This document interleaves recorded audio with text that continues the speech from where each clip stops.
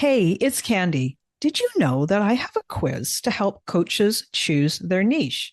Yeah, I do. It's super popular and it has been taken more than 20,000 times.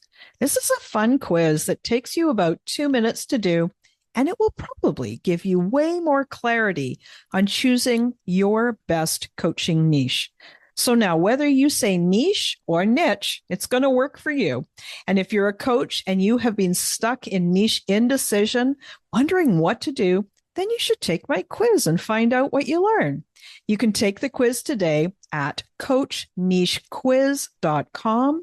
That's coachnichequiz.com. Okay, let's dive into this week's episode.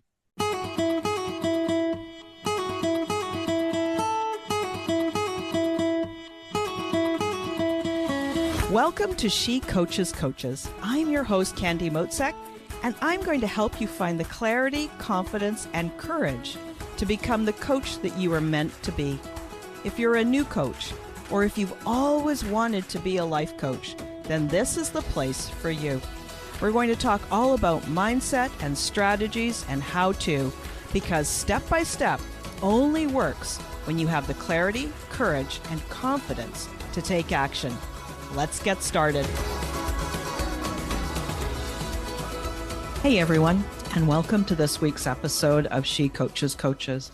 I've got a special guest for you today. His name is Marc Mawhinney, and let me tell you a little bit about Marc. Well, so first off, Marc is one of my coaches, and I always think that it's really great for you, the listener, to hear the kinds of people that I work with as well. I like to show you that there's such a range of style of coaches. I think that's important. And then I also think there is something about me demonstrating to you that coaches hire coaches. Like, we continue to need to grow. We need to learn. We need to get mentored, and we need to see our blind spots. And so one of the reasons I invited Marc on the show, but also he is just a super guy. So let me tell you about him. Marc is a lifelong entrepreneur who helps coaches get more clients without paid advertising. He achieves this with his coaching programs, his podcast, Natural Born Coaches, his Facebook group, The Coaching Jungle, and his exclusive Secret Coach Club. He's been a speaker at events like Social Media Marketing World and frequently makes media appearances and contributes to entrepreneur.com. You can learn more about Marc in the show notes at naturalborncoaches.com, and also just listen to the episode. And if you're interested in chatting with him, I would highly recommend him. Marc, welcome to the show. Hey, Candy, thanks for having me. It was super. I was looking forward to this conversation. So you and I have known each other not super well, but for a couple of months. And one of the things that I really appreciate about working with you is that you are unapologetic about who you are. And I know that that's one of the topics that you like to talk about, is this people pleasing and being yourself, and how to use that to your advantage in your business. Can you share a little bit about that?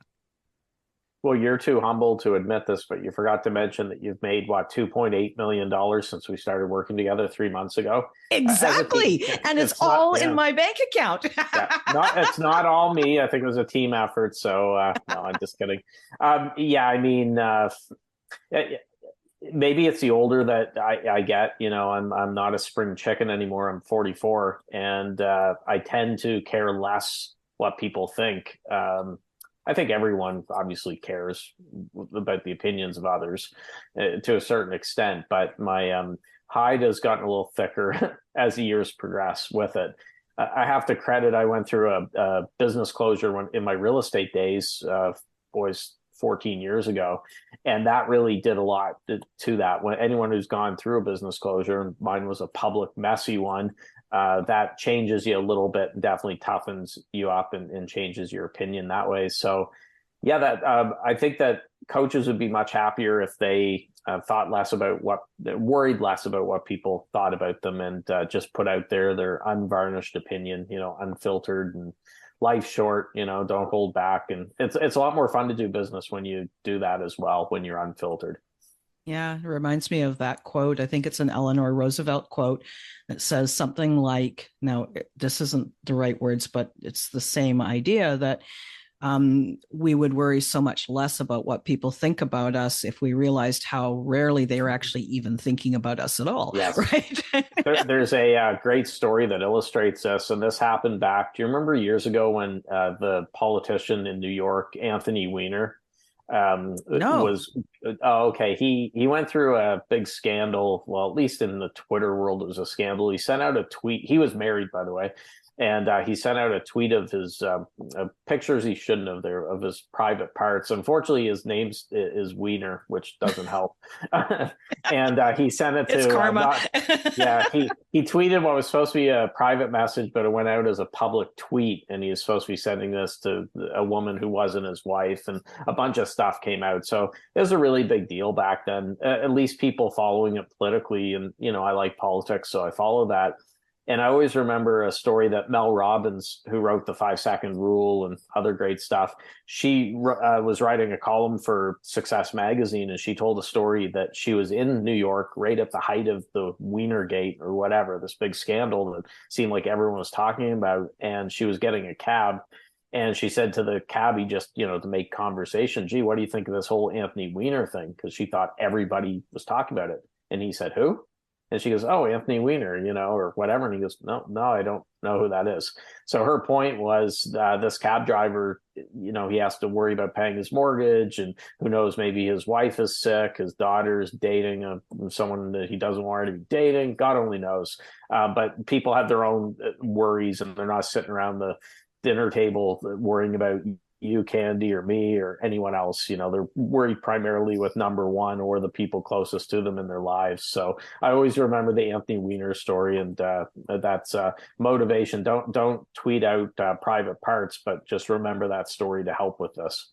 Yeah, or maybe you don't have the last name Wiener to begin with. Yeah. There is that message here as well, right? Yeah, Mawhinney isn't exactly a super sexy last name or anything like that, but I'll take Mawhinney over Wiener any day. Yeah, me too. Me too, for sure. It's kind of interesting because I know that you send out a daily newsletter, and that's one of your solid business strategies that you use. But then you combine it with making sure that you tell real stories, and you tell stories that sometimes have a bit of an edge to it, trying to be polarizing. How did you start doing that? Maybe that's the question. I'm not even sure if I've got the right question, but that seems like the place to go. Like, how did you start doing that? Well, with email marketing in particular, it ties into this whole topic, because for the first 2 years that I was doing email, when I started my coaching business in 2014 up until spring of 2016, my emails were boring. They were a good cure if you had insomnia. Open up one of Mark's emails, because I wasn't trying to offend. You don't want to lose subscribers. You want to be nice and all this other stuff. Plus, we're Canadian, you and I, so we have added pressure being nice, because everyone assumes Canadians are polite and all that. But I was getting ready to stop doing email, because I was doing it like everyone else. I was sending out, maybe an email a week, one every 2 weeks, maybe 2 emails in a certain week. It just wasn't consistent. And like I said, I had the filter on, so they were just designed to not offend. And tellingly, the results I got from it were no results or very few sales. So I ended up a Hail Mary changing my email marketing, where I said, I'm going to do daily emails. I'm going to try that for a month and not put pressure on myself. I don't have to make $1 million from email, but I'm going to do it every single day for 30 days. And I said, I'm also going to take the filter off and just say what I think. Crazy concept to actually write like you talk, say what you think. And that made a big difference, because I started to get more replies, more opens, eventually more sales as well with it. And I thought, wow, there's something to it. So my emails, I'm not going in there. I think some people, when they think they have to be polarizing, they go a little too far. It's like course correcting when you're you hit the rumble strips on the side of the highway, and then you turn your wheel all the way over to go, you zing to the left. And like a perfect example of this, I remember back in 2016, I think it was the fall of 2016, Tony Robbins' documentary came out on Netflix, I Am Not Your Guru. I don't know if you saw that or not, but I'm not a Tony Tony, Robbins person, so no. no, yeah. So I watch it. It's interesting, being a coach and stuff. But in this documentary, I don't know how many f bombs he dropped. It was like he was trying to break a record, Guinness Book of World Records, for how many times he could curse in there, and it was really strange. It was every second word was f this, f that. Anyways, he's Tony Robbins. He could do whatever, I guess. But what I noticed in the days and weeks following this documentary coming out was coaches that I'm connected with online who previously didn't curse like sailors were suddenly just dropping f-bombs and just going way over the top. So there's one coach I know that was, and this isn't an exaggeration, he was like basically saying, if you don't go for your effing dreams, you're an effing pile of garbage, and get the f out of here, go get an effing job, or something like that, like just going over the top. And it came across as silly, with it. So he was trying to do the whole polarization, dropping f-bombs, because, oh well, gee, Tony Robbins, it works for him. So Tony Robbins, I'm going to start getting ice baths every day or whatever, and I'm going to curse like a sailor. Well, it's not as simplistic as that. So some people go a little overboard with polarizing, where you could just tell that they're trying to do it. I think that has to be backed by principle or opinions that you actually hold. So for me, I often, which shouldn't be polarizing, but I often talk about my love of capitalism, and supporting capitalism, which is a controversial subject nowadays in these highly charged times, and but that comes from a principle. I actually believe in that. I'm a proud capitalist, and I'm not just saying that just to try to be polarizing or whatever. If I was a socialist or a communist, then I would put that opinion out there, but I'm not. I'm the opposite. So I think that has to be backed by actual beliefs and not just made up stuff. Yeah, and the thing that there's a couple of things here that you said that I just sort of want to circle back to. One is that it's like actually your opinion, and that also it's okay, like when you sort of go from writing, we'll call it the boring email, but a new coach might be posting on Instagram, or they might be doing a video or something like that, but they might to go from posting or sending that boring thing that I was going to say vanilla, but I like vanilla, pablum, to over the top polarizing. And then there's a place in the middle where it really is you. And it's okay to go on to both edges as you evolve to come down to actually finding your voice. So I think that was really important. And the other thing, I just wanted to comment on your daily emailing, because I don't know how many days you've been emailing for, but I know it's a lot. Well, I just checked recently. It's a little over 2,500, because it was April 2016. And yeah, from where we're recording now. So yeah, there's a few of them there. So and it's amazing. And I have to say that I've done sort of fits and spurts of it. And, and again, that's one of the reasons I want to say it on the podcast here is I said, yeah, I'm going to send an email every day. And I think I did like 45 days. But, 45 days is more than one every 10 days randomly without a plan. And so even though it's not, at 300 days, it still made 45 days. And then I can start again and again and again. There is another piece here, is that sending those daily emails really had an impact. I think most of my coaching that I do at this moment that we're recording is private one-on-one coaching. And I think I booked 15 consults sending out 45 emails. Yeah. Because it was a combination of making an offer, telling people I had space on my calendar, not just assuming people knew, telling them about a new podcast episode, offering something, maybe one of those free lead magnets that I already had sitting in my vault, just creating that conversation. And so this idea of doing something for an extended period of time as an experiment can really help a new coach, can really help a struggling coach who's sitting in that place where they're kind of like, it's okay. And I really want to kind of inject a spark of life into my business. Do something like that, take Marc's suggestion and run with it. It's really difficult, and you would appreciate this because you come from a corporate background. I find a lot of coaches, online entrepreneurs who come from a corporate background, have a tough time taking that filter off because they're used to being very conscious of what they're putting down on an email just from their background, and they still, even if they try to get away from it, have a bit of that corporate voice when they're writing with it. So what I try to do is I've had friends of mine who are on my email list who said, Mark, your emails sound like how you talk in away from email or off camera or whatever. And I said, well, yeah, of course. How's it going to sound? But I get the point they're trying to make. A lot of people put on the corporate if that's a word, corporate mask, and they're just afraid of looking unprofessional as well. And my emails, I'm not dropping F-bombs in my emails, and I'm not, when I say I'm not corporate, but I'm in business. I'm mindful of that.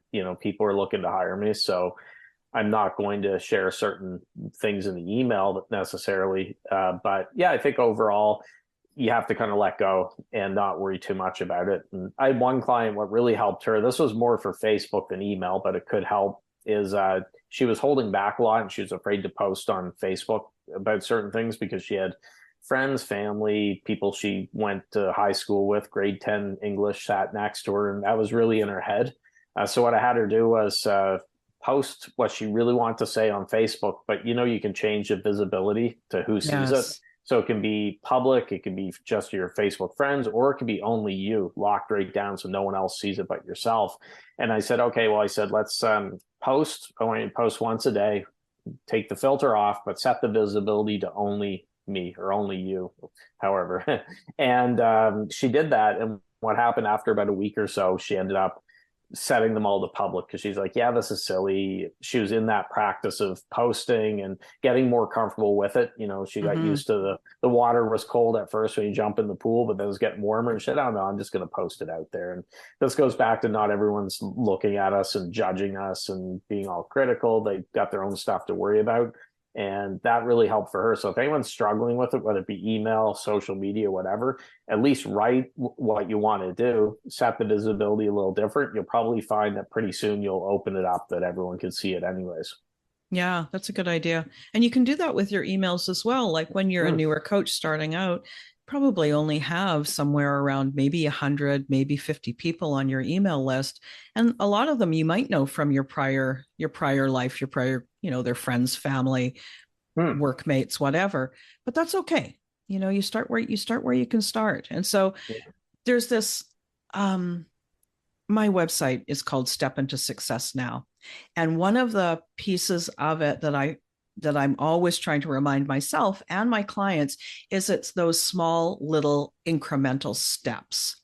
You take one small step, like you were saying about your client, post every day, but set the visibility to just you, and then not try to do everything at once. Everybody has a different tolerance about what that's going to be. Some people, it may have been the challenge that was appropriate, may have been, nope, you go post every day and you make it visible to everyone. But that might have been the slightly more comfortable version instead of do a video every day and share it with everybody. So, you have to kind of take your own tolerance into consideration when you're doing something like that. Yeah. And also, sorry, go ahead. Oh, sorry. Oh, no, I was just going to mention in 2023, of course, everyone's talking about OpenAI and Chat GPT and stuff. And with so many people rushing to rely on that, it's going to mean that people that share their personality and be polarizing and not talk like AI or robot will stick out like a sore thumb, because I think we're going to see a lot of content that sounds or seems the same because it's people just using Chat GPT for everything. And sorry, didn't mean to interrupt there. Go ahead. No. And it's an interesting topic because I've heard that you can train it to speak in your voice as well. And, I've given a little bit of thought to where this is going to take coaches, and I think there's a lot of coaches that are rightfully scared that their business is going to be impacted negatively with AI. that they'll be replaced by a bot, by an app or whatever. Hmm. But, at the heart of it, coaches are about connection, right? And so my opinion is that there's probably a lot of things that many coaches do that could be replaced by AI. Ask the right question and then journal on the right question to, find out more about your motivation. But you're never going to be able to create the relationship that you can with another coach, or with a group program where you're actually creating relationships with like-minded people. What do you think? Yeah. What do you think about that, Mark? Well, it's like when I was in real estate, the first decade of the new century, so the Stone Ages, 2000 to 2009. We always heard that, real estate agents are going to be phased out because of technology. People can go on the internet, they can get all the details about houses, they can do all this other stuff. And that hasn't happened, although I think there's still pressure, probably downward pressure on real estate commissions and things like that. But people will probably, there'll be a certain segment of the population that doesn't want to deal with the strangers if they're selling their house, or you want to have an actual real live person, doing it, not just everything handled in there. So people said that the real estate agents would be gone, dead and gone by now. Here we are in 2023, and they're not. And I think it's the same thing for coaches. I have, like you, I have several coaches, and I can't wrap my head around a bot or or an app or something, just talking to it. I like dealing with an actual person, and I think it's very difficult to replace what a person brings to the table. So not to crap on Chat GPT and stuff, I think that it can be used for good. It's just I caution coaches about relying totally on it and thinking, oh, this is great, I'll never have to create my own content again. I had a coaching friend of mine the other day. It's like, oh, it's great, it created a coaching program for me. I told it to create this and that, and I'm thinking, wow, that's not how I'd be doing it. I wouldn't want it creating a program for me. I think there's also a good window for the like maybe you use something like that to create a tool that supports your clients in the off hours. Like for me, most of my clients, we speak just about weekly for, an extended period of time. We've built up a relationship over time, but then they go and they live their life for the rest of the week. Right. And so is there a place where there is a great tool that you could somehow create it in sort of style of coach, like there's the no BS kind of coaches, there's the super compassionate, kind and generous coaches, there's the very factual coaches. Can you create a bot that could provide interim support for people, to help guide them, and use that to supplement and actually improve your overall product as a coach? Still have that personal content and then have the other as well. Exactly. So you could tell the bot, write me polarizing content that will that's what you could do, right? I have the perfect solution coming up next year with the US election. Is one day you want to put up a pro Biden post, but then you follow it up the next day with pro Trump or whoever has the Republican nomination, and then you just alternate. One day it's left wing, one day it's right wing, and then I think your engagement would be crazy high. You'd probably free up a lot of spots on your Facebook friends list or whatever. But yeah, there's some free. Well, actually, all kidding aside, I had Donald Trump's name in an email subject line before. It was one of the highest open rates of any email that I ever sent. And it wasn't pro or anti-Trump. It was just something that I'd noticed, and I worked it into a business lesson. And because people who absolutely detest Trump, they think he's the Antichrist, they're going to open it up out of curiosity. People think he's the greatest thing since sliced bread and he's making America great again. They're going to open it up too. And my open rate was just through the roof that day. It's interesting, right? But but not done from a place of integrating it into a business lesson, I think is the key point there. Cool. So Mark, we've talked about all kinds of stuff. Short 20-minute conversation. What's maybe one thing that you'd like to leave us with? Oh, boys. That's always tough because I have so much. I like talking. Well, here in Canada, never eat yellow snow. There you go. Okay.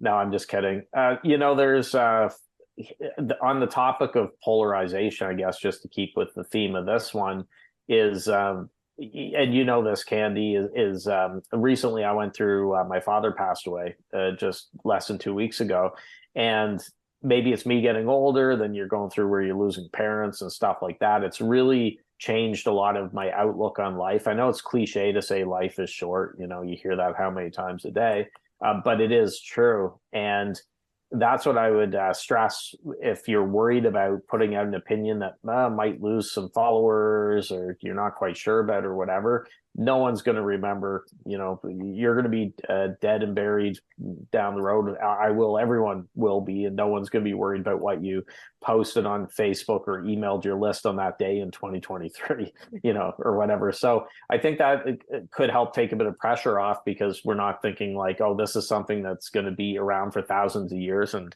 future classes and museums, historians are going to be studying my tweet from 2023. They won't be. And teaching coaches how to coach people.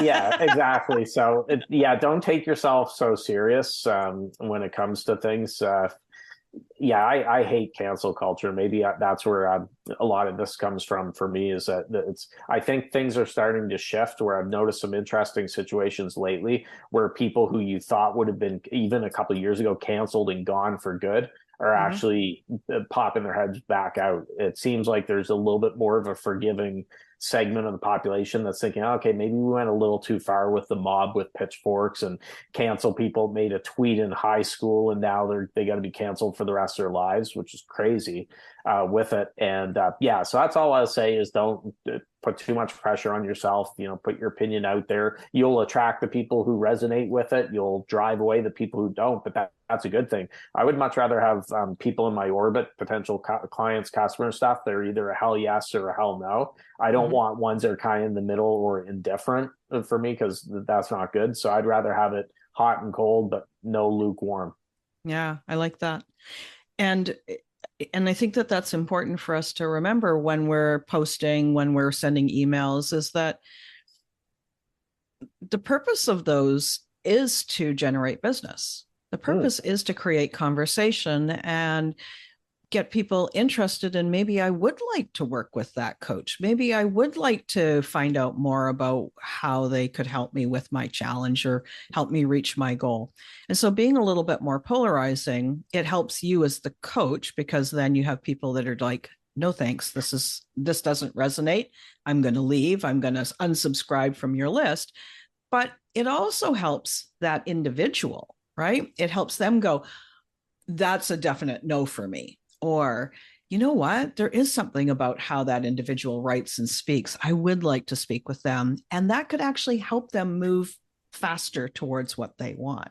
So it's a service. I think people respect others that are willing to put their opinion out there, and they can as long as they can back it up, but they're not afraid and they're putting out there, even if they disagree with that opinion.